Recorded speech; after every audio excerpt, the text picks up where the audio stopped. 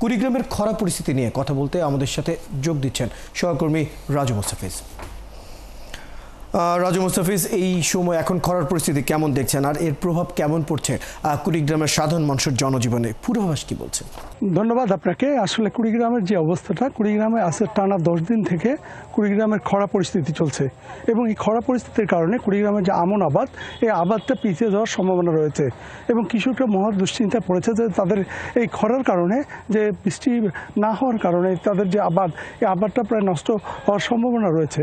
তারা বলছে যে এমনিতেই ডিজেলের দাম বেশি, বিদ্যুতের দাম বেশি, যদি শ্যালো মেশিন দিয়ে এই আবাদটা করা হয় তাহলে আবাদ খরচটি অনেক বেশি পড়বে।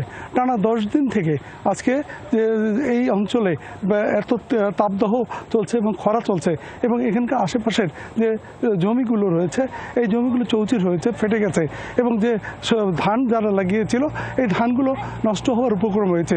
যেখানে দক্ষিণাঞ্চলে বৃষ্টির কারণে মানুষের যে বিপর্যয় চলছে, পাশাপাশি উত্তরাঞ্চলের এই প্রান্তিক জেলায় এখনও যে খরার কারণে মানুষের দুর্ভোগটা চরম আকার ধারণ করেছে। এবারে কুড়িগ্রামে 1,20,005 হেক্টর জমিতে এই আমন আবাদের লক্ষ্যমাত্রা রয়েছে।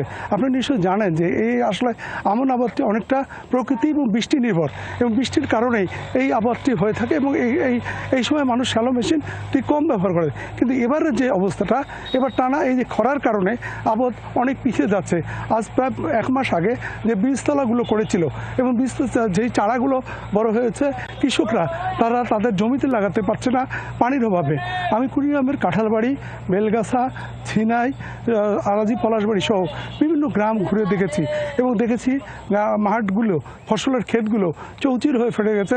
পানির অভাবে আসলে এইসব জমিতে ধান লাগাতে পারছে না। কৃষকরা আমাকে বলছে যে আসলে এই দুরবস্থায় যে চলছে, তাদের দুর্ভোগের জন্য তারা চরম সংকটে পড়ছে। আমাকে ডিডি খামারবাড়ি জানিয়েছেন আসলে এই সময় তার পরামর্শ দিচ্ছেন যেন তারা আবাদটি শ্যালো মেশিন দিয়ে আরও আবাদ করতে পারে। আমাকে রাজু মুস্তাফিজ, বেশ কিছু তথ্য আপনার কাছ থেকে আমরা জেনে নিলাম। ধন্যবাদ কুড়িগ্রামে খরার পরিস্থিতি আমাদেরকে জানানোর জন্য। খবর আপনি রাখতে থাকুন।